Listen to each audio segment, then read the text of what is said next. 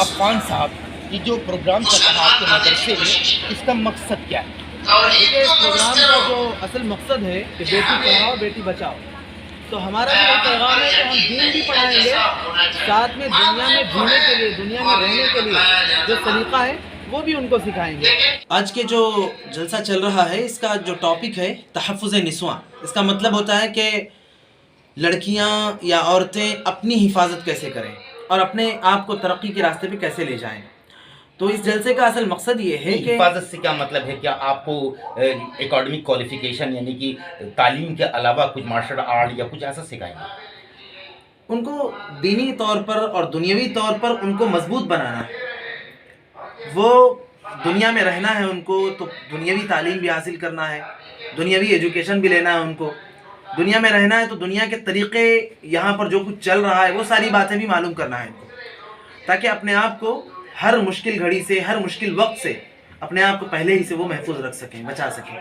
یہ کیا آپ کا مدرسہ صرف لڑکیوں کے لیے ہے یا ہاں لڑکے بھی پڑھتے ہیں؟ دیکھیے ہمارا مدرسہ دو حصوں پر ڈیوائڈ ہے۔ ایک تو لڑکیوں کا کلیہ امہات المومنین اس کو کہتے ہیں، جس میں لڑکیاں پڑھتی ہیں، اور دوسرا ہے معہد القرآن الکریم۔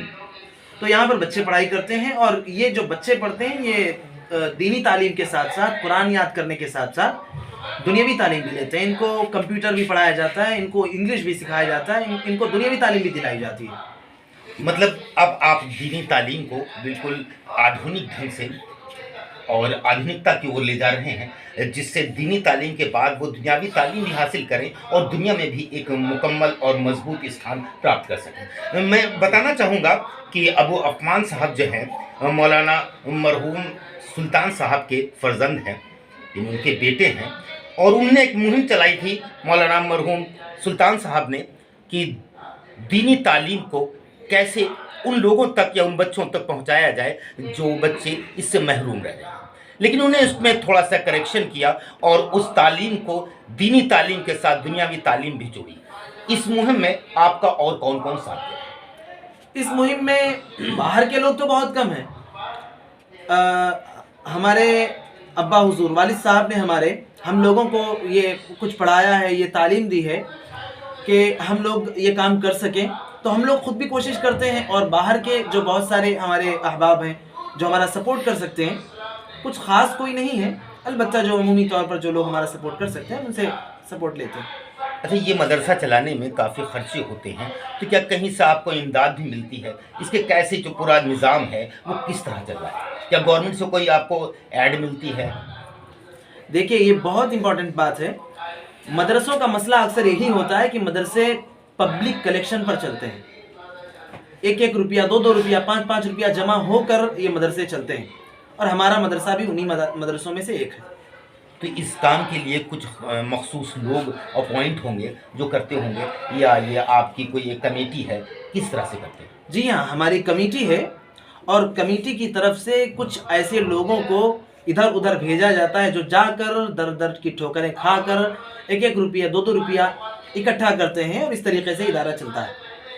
مطلب بچوں تک تعلیم پہنچے، اس مہم میں لگے لوگ کافی مشکلوں کا سامنا کرتے ہیں، لیکن وہ ہمت نہیں ہارتے ہیں، وہ ان کا جذبہ اتنا مضبوط ہے کہ اس مشکل کام کو بھی کرتے ہوئے ان اپنے چہرے پہ خوشی رکھتے ہیں۔ اب یہ بتائیے آپ کے جو مدرسے کا نام ہے، پورا نام ہے؟ کلیہ امہات المومنین مدرسے کا نام ہے، جو کہ ایک سوسائٹی کے ذریعے، سعودیہ سلفیہ ایجوکیشنل اینڈ ویلفیئر سوسائٹی کے ذریعے چلتا ہے۔ نہیں، سعودیہ سلفیہ، سعودیہ پہ ایک غیر ملک کا نام ہے، اس کا نام ایڈ کرنے کی کوئی خاص وجہ ہے؟ اصل میں یہ ملک سے جڑا ہوا معاملہ نہیں ہے۔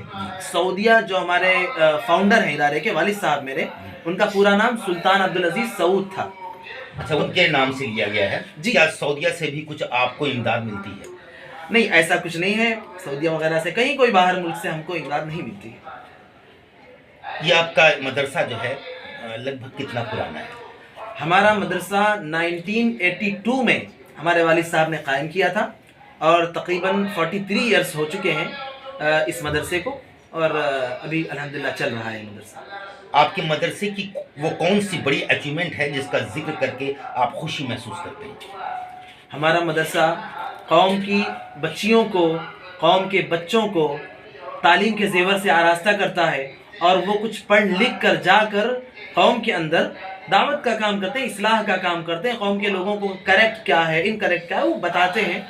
تو یہ بہت بڑی چیز ہے ہمارے لیے، جو ہم ایک ٹیم گویا تیار کر رہے ہیں اس طریقے سے، اور وہ ٹیم بھی ایسی کہ اپنے طور پر ٹیم کا ہر فرد ایک ٹیم تیار کرنے والا ہے. ہمارے چینل کے مادھیم سے لوگوں کو کیا میسج دینا چاہیے؟ میرا میسج یہ ہے، جہاں تک میری بات آپ کی پہنچے، کہ دیکھیے دین تو سیکھنا ضروری ہے.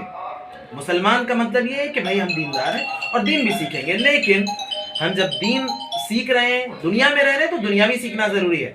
ہم دنیا کو چھوڑ دیں گے تو کامیابی ہم کو پوری طریقے سے نہیں مل پائے گی. بہت جو میں سمجھتا ہوں ایک اہم میسج وہ آپ تک پہنچایا. اسلام کا سب سے اچھا میسج جو ایک عام انسان کے لیے بھی ہوتا ہے وہ کیا ہے؟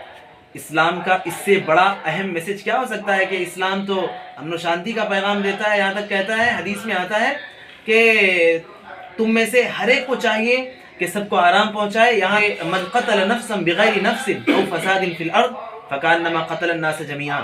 اگر کوئی ایک شخص کو بھی قتل کرتا ہے یا اس کو تکلیف پہنچاتا ہے تو اتنا بڑا جرم ہے وہ کہ پوری دنیا کو جو تکلیف پہنچتی ہے نا، وہ اتنا بڑا جرم ہے اس کو. گویا کہ ایک بندے کو تکلیف پہنچانے والا پوری دنیا کے ہر فرد کو تکلیف پہنچا رہا ہے. مطلب آپ کہنا چاہ رہے ہیں کہ اصلی مسلمان وہ ہوتا ہے جو ہر ایک زندہ چیز کو اپنے کاموں سے اور اپنے الفاظوں سے تکلیف نہ پہنچائے، اسے آرام پہنچائے، اسے خوشی پہنچائے، تبھی وہ اصلی مسلمان ہو سکتا ہے. آپ کچھ اور کہنا چاہیں گے اس میں؟ جی ہاں بالکل. میں کہنا چاہتا اپنی ذات سے، اپنی بات سے، اپنے لباس سے، اپنے پوشاک سے، اپنے کردار سے، کسی ایک چیز سے بھی اگر ہم کسی کو تکلیف پہنچاتے ہیں تو ہم سچے مسلمان نہیں ہو سکتے. آپ تھے ابو عفان صاحب، جنہوں نے ایک مہم چلا رکھی ہے اپنے بھائی علی سلطان کے ساتھ مل کر کہ وہ اس ایریے کے تمام ایسے بچے جو کہیں نہ کہیں سے کمزور تھے اور وہ اچھے اسکولز میں نہیں پڑھ سکتے تھے، ان کے لیے انہوں نے ایک مہم چلائی ہے کہ دینی تعلیم کے ساتھ ساتھ ان کو دنیاوی تعلیم دے کر ایک مضبوط انسان بنائیں گے، اور جو وہ اس تعلیم سے روزی روٹی کو بھی جوڑ سکے.